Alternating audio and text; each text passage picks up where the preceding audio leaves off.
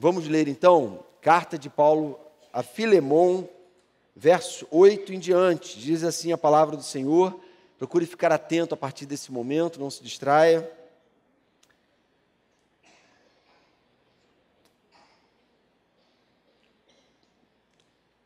Antes ainda de eu ler, irmãos, eu queria que você imaginasse a segunda situação, ou a seguinte situação. Imagine que você é um empresário e você tem um funcionário. E esse funcionário rouba uma certa quantia tua e foge. Qual é o sentimento que viria ao teu coração se uma coisa dessas acontece com você? Se você é defraudado, prejudicado por um funcionário.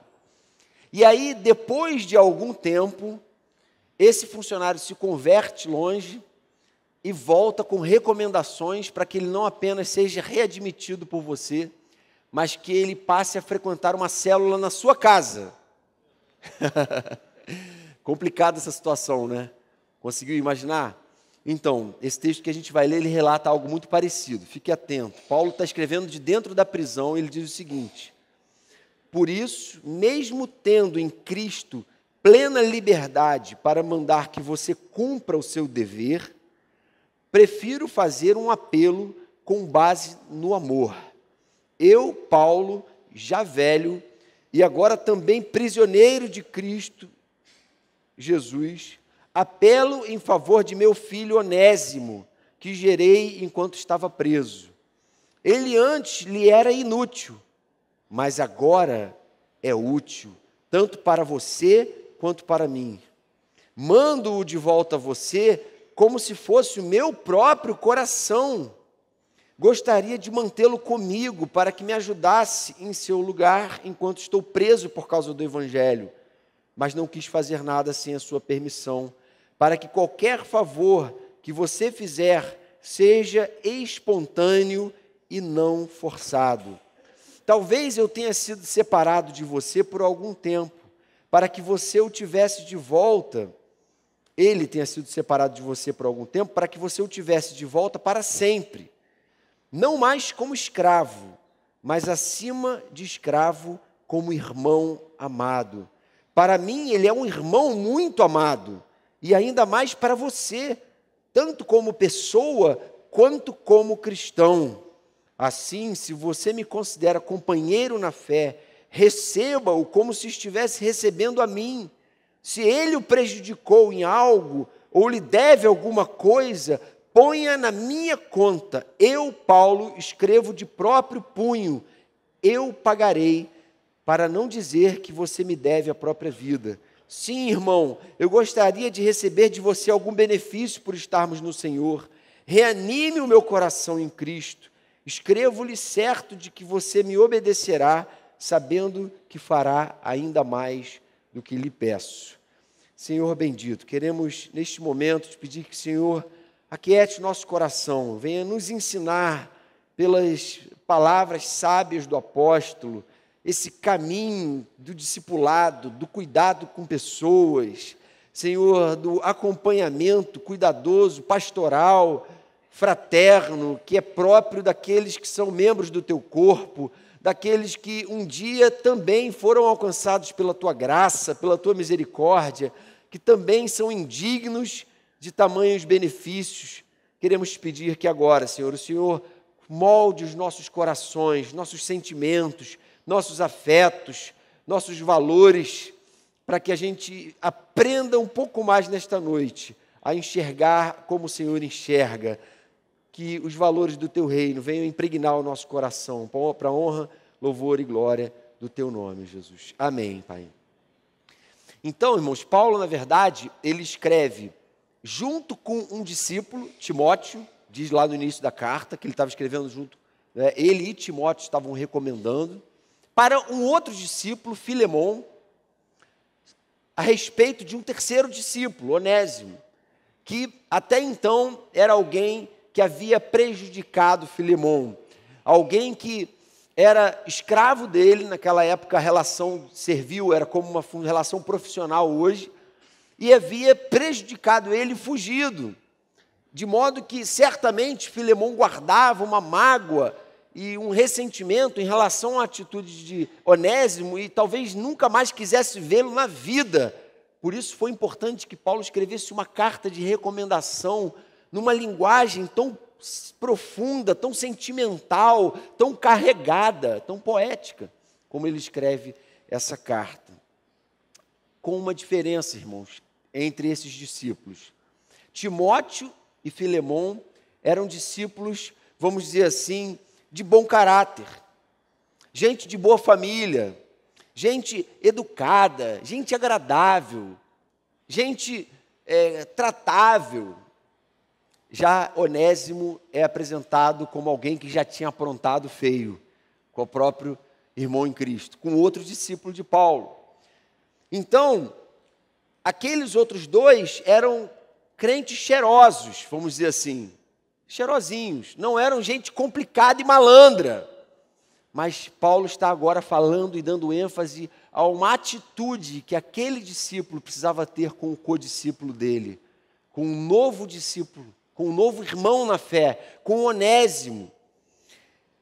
Onésimo, irmãos queridos, estava na cadeia, o texto não revela por quê, mas provavelmente por causa de algum delito. Paulo estava na cadeia por causa da pregação do Evangelho.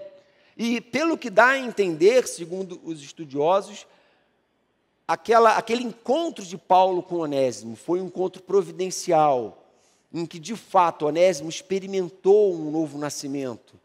E Deus passou a tratar com a vida de Onésimo dali para frente. E coisas novas aconteceram a ponto de Paulo pôr em risco sua própria reputação, sua própria credibilidade, sua própria palavra escrita, documentada, recomendando Onésimo. Ou seja, Paulo tinha plena convicção dos sinais de um novo nascimento que Onésimo tinha passado.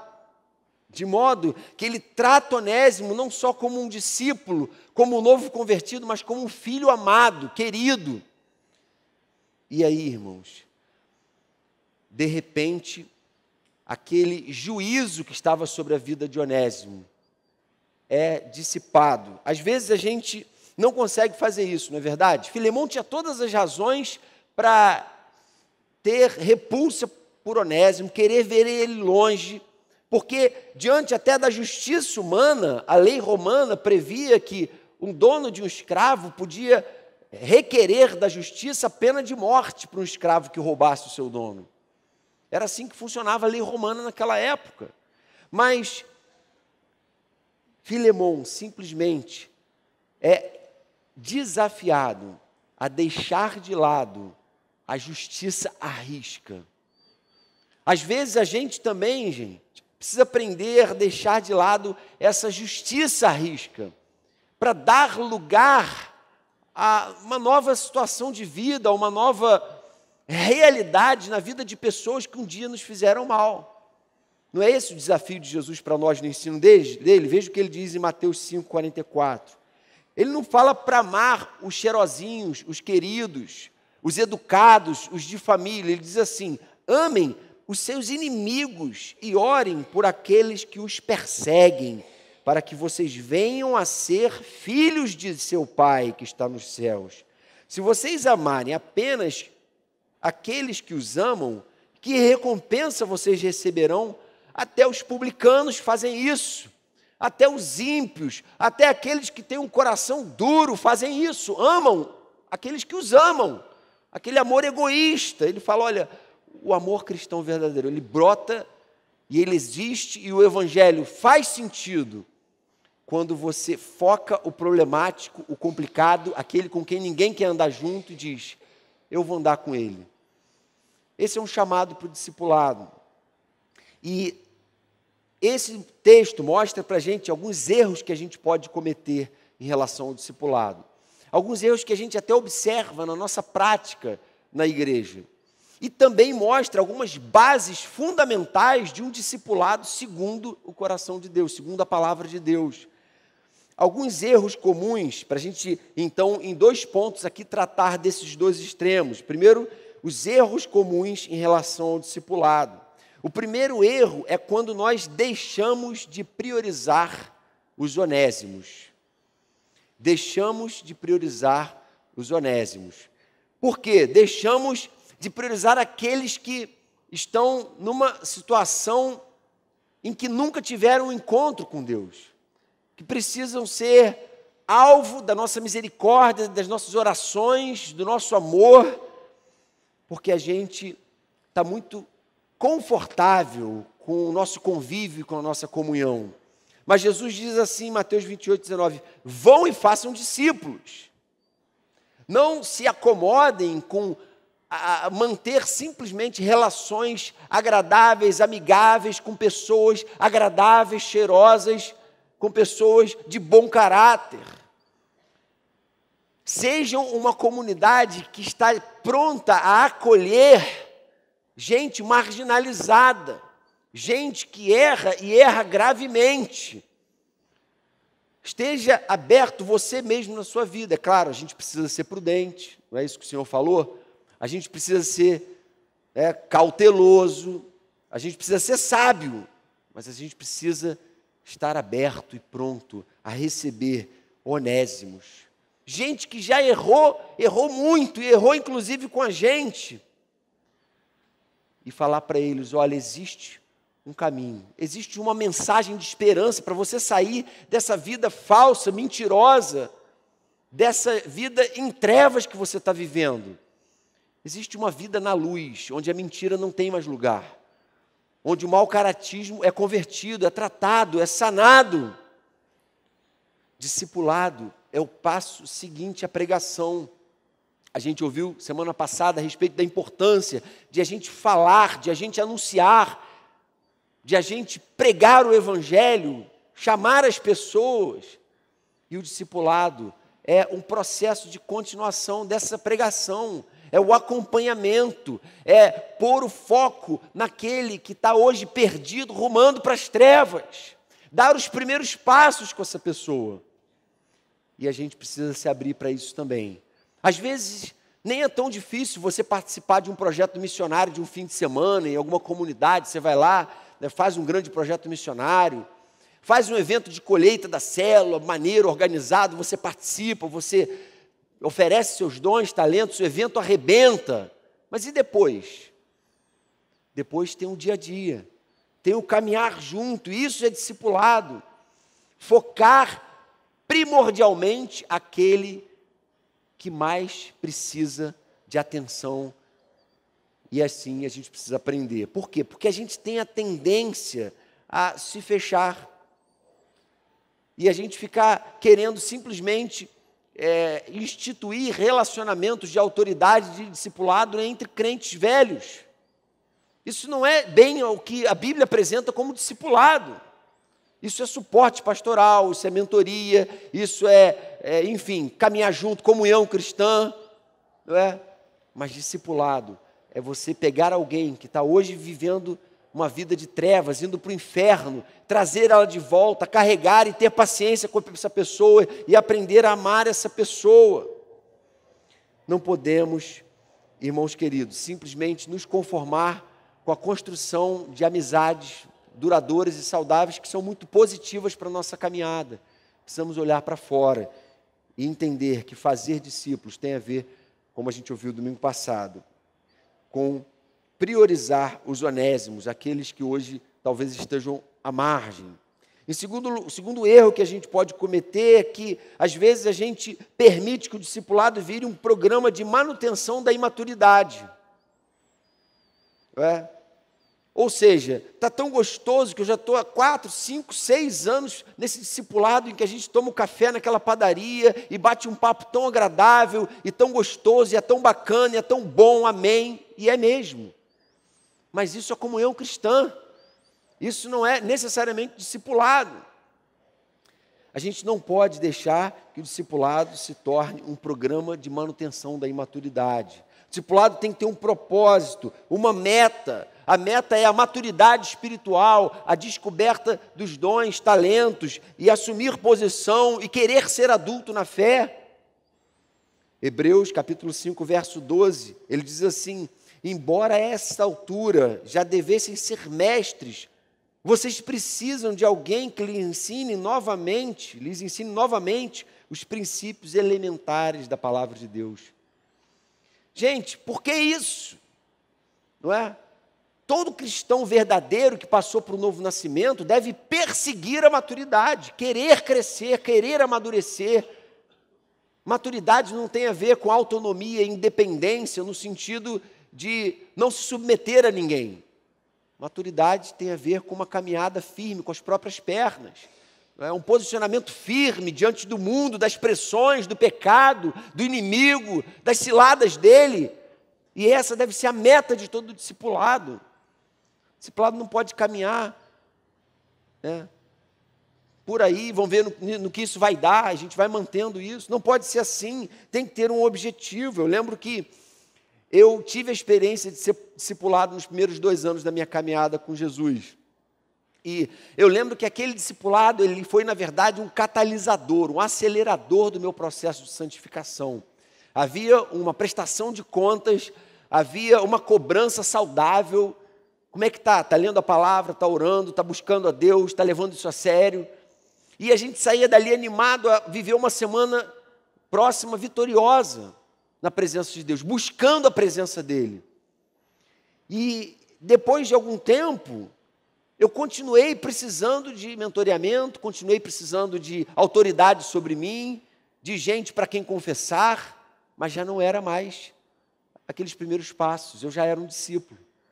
Agora é o momento de eu ser acompanhado, e até hoje, para o resto da vida, mas não mais aquela relação de imaturidade, de independência, como um filho que nunca quer deixar de depender do pai, e a vida inteira não quer sair de casa e assumir a vida adulta. A vida espiritual também é assim. Chega um momento que você tem que tomar as suas próprias decisões e assumi-las diante da palavra de Deus, e Deus vai cobrar de você, não mais daquele que estava te acompanhando.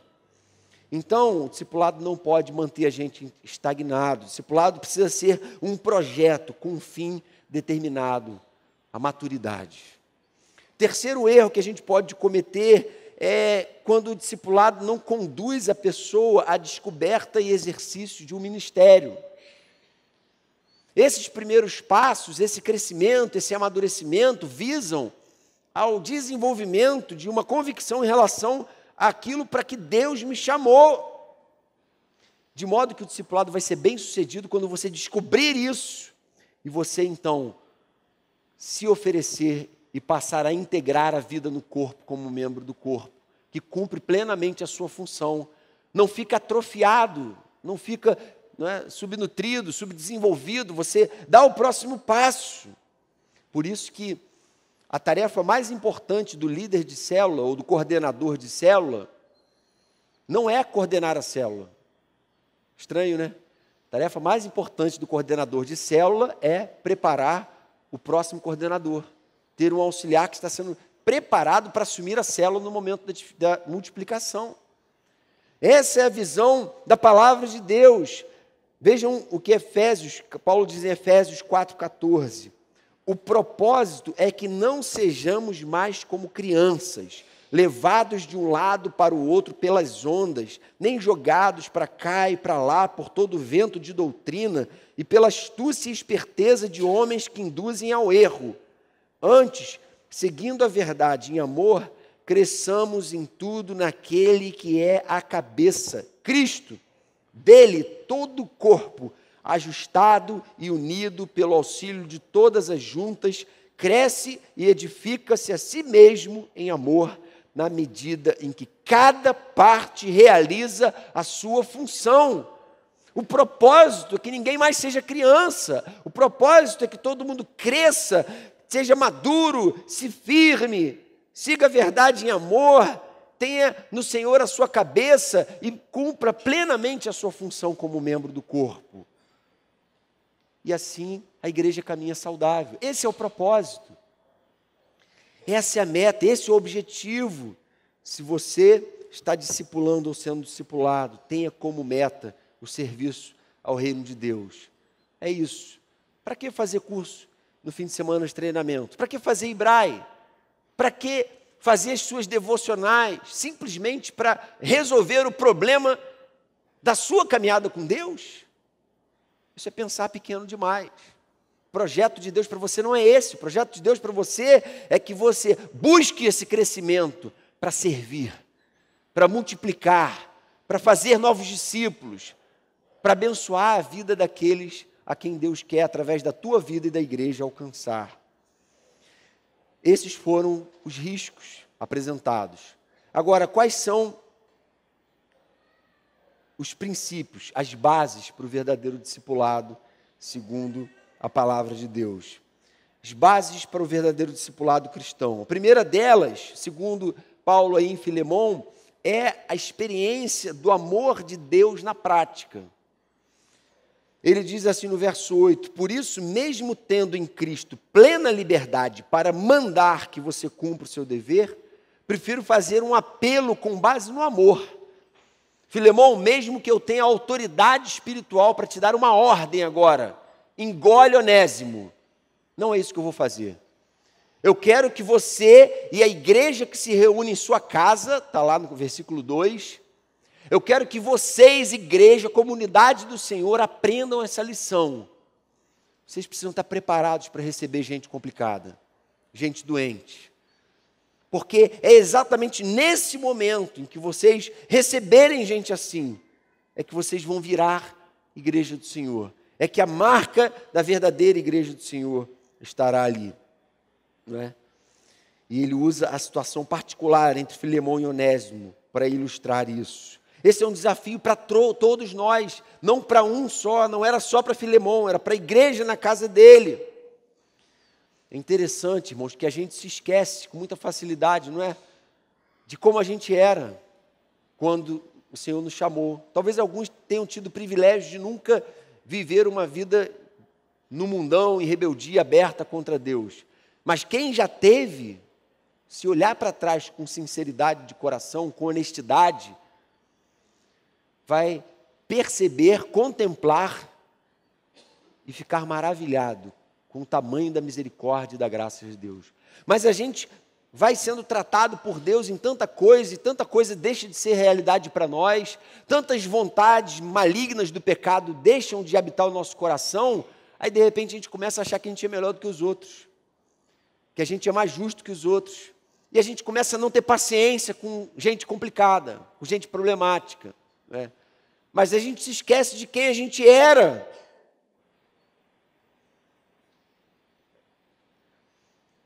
O que mais, irmãos, motivaria a mim e a você a ajudar um pecador, quanto mais alguém que insiste em permanecer em pecado, nós também, pecadores como ele, ajudar essa pessoa? Não tem condição, a gente está lutando contra os nossos próprios pecados e fraquezas, agora Deus está desafiando a gente a ajudar um outro também, cheio de fraquezas e pecados. Que motivação a gente tem? Estou cuidando dos meus e nem dos meus, às vezes eu estou dando conta totalmente. Mas é esse o desafio do Senhor para nós. Vejam que interessante a definição de identidade da igreja segundo Jesus. Com isso, todos saberão que vocês são meus discípulos, se vocês se amarem uns aos outros. As pessoas não vão saber que vocês são discípulos de Jesus porque vocês têm um adesivo da igreja no carro, vocês andam com a Bíblia debaixo do braço, porque vocês sabem tocar no violão os louvores da igreja, porque vocês frequentam uma célula. Elas vão saber quando elas olharem para você e para mim e perceberem o modo como a gente lida com as pessoas, com a nossa família, com nossos parentes, com nossos vizinhos, e vão olhar para nós e falar: eu quero saber que Deus é esse, que consistência é essa, que eu não consigo ter sozinho. Eu quero conhecer esse Deus, que amor é esse, tem algo diferente aí. 1 João 4, 20, João diz assim: se alguém afirmar, eu amo a Deus, mas odiar seu irmão, é mentiroso, pois quem ama seu irmão a quem vê, ou quem não ama seu irmão a quem vê, não pode amar a Deus a quem não vê. Discipulado é uma das muitas formas de encarnação do amor de Deus, ou seja, das formas como ele pode deixar de ser um conceito para se tornar prático. Discipulado é amor prático, é amor encarnado. A gente está vivendo no tempo, creio eu, irmãos, que Jesus profetizou dizendo, olha, nos últimos dias o amor se esfriará de quase todos. Não é? Parece que tem havido esse arrefecimento do amor. Pais e mães perdendo o afeto natural por seus filhos. Há um esfriamento, há uma mecanização das pessoas que perdem sensibilidades, intuições naturais. O afeto natural, aquilo que se espera de todo ser humano criado à imagem e semelhança de Deus. Mas parece que a gente vive num tempo tão mecanizado, tão tecnológico, tão virtual, que muito tem se perdido. E o bom é a gente saber que nós somos aqueles que foram chamados a ser sal da terra, a conservar aquilo que a cultura está deixando se deteriorar. Mas se nós que somos sal da terra não estamos conservando essas coisas, esses valores, esses afetos naturais nas nossas relações, e vamos nos conformando com relacionamentos cada vez mais superficiais, cada vez mais insignificantes, a gente com certeza está doente. E o Senhor, sem dúvida nenhuma, irmãos, espera da gente que a gente viva o amor não da boca para fora, mas o amor prático. O evangelho é amor prático, o discipulado é o amor colocado em prática. Caminhar a segunda milha com aquele que pediu para a gente andar com ele uma só. A outra base fundamental do discipulado é a promoção da graça de Deus. Verso 11. Ele antes era inútil, mas agora é útil, tanto para você quanto para mim. Verso 15. Talvez ele tenha sido separado de você por algum tempo, mas para que você o tivesse de volta para sempre. Não mais como escravo, mas acima de escravo, como irmão amado. Para mim, ele é um irmão muito amado. E ainda mais para você, tanto como pessoa, quanto como cristão. O Onésimo malandro, Filemão, não existe mais. O Onésimo espertalhão, que te passou a perna, que fugiu daí, que te deixou na pior, morreu. A graça de Deus atuou. Você, Filemão, precisa aprender que a gente está aqui para promover essa graça, para mostrar para o mundo sem esperança que não importa o que você fez no passado, não importa o que ficou para trás, o que importa é o projeto de Deus daqui para frente. E a gente precisa, como comunidade, abrir e abraçar, se abrir e abraçar pessoas que estejam dispostas, como Onésimo, a viver uma nova realidade. E como Paulo, a gente precisa estar disposto até a interceder por elas. Interceder por essas pessoas. Quanta gente teve paciência com a gente no início da caminhada, não é? A gente também tem que ter paciência, gente, se a gente quer ser agente do reino no mundo. Vejam como a graça funciona. Romanos 14, 1, Paulo diz assim: aceitem o que é fraco na fé, sem discutir assuntos controvertidos. Não procure alcançar e fazer discípulos a partir de uma disputa doutrinária, teológica, filosófica, porque isso não vai dar em nada. Simplesmente use a linguagem do amor prático. Depois Paulo fala em 1 Tessalonicenses 5,14, exortamos vocês, irmãos, a que advirtam os ociosos, confortem os desanimados, auxiliem os fracos, sejam pacientes para com todos. Está falando para a igreja, não está falando para um apóstolo, ele está falando para a igreja de Tessalônica. Gente, sejam pacientes para com todos. Não se permita tão facilmente estranhar o erro de um ou de outro, porque a gente é uma comunidade composta por gente peca, gente é falha, gente vacila, erra, inclusive com você, para a sua surpresa. E a gente vai precisar pedir a Deus tolerância, uma tolerância que às vezes a gente não tem naturalmente, misericórdia, para parar de ficar discutindo, competindo, não é? E dar lugar à graça, dar lugar ao perdão, dar lugar a um novo momento, dar lugar a uma nova chance na vida dessas pessoas. Terceira e última base fundamental do discipulado, irmãos. Segundo o exemplo de Paulo aqui, é a libertação de uma vida escrava de si mesmo. Verso 17, assim, Filemão, se você me considera um companheiro na fé, receba-o como se estivesse recebendo a mim. Se ele o prejudicou em algo ou lhe deve alguma coisa, ponha na minha conta. Eu, Paulo, escrevo de próprio punho, eu pagarei. Eu pagarei. Paulo está assumindo riscos, dizendo, olha, não tem ninguém escrevendo por mim, sou eu mesmo. Porque eu tenho tamanha convicção da obra que Deus fez na vida dele, que eu estou disposto a até mesmo pagar o preço, colocar a minha vida, colocar meus bens, colocar aquilo que eu tenho à disposição. Porque, afinal de contas, não é assim que ele fala, morri para mim mesmo. Não é? Foi isso que Jesus diz, Mateus 22, 39, ame o seu próximo como a si mesmo. Esvazie-se de si mesmo. Não foi isso que Paulo diz lá em Filipenses 2? Que a gente tem que ter como exemplo a Jesus que, sendo Deus, não julgou como usurpação ser igual a Deus, antes a si mesmo se esvaziou, assumindo forma de servo. E a gente também é chamado a se esvaziar, a servir, a se dispor, a ajudar, a estender a mão e a abençoar. Ponha na minha conta, eu pagarei. Ele trata Onésimo de fato como o próprio filho.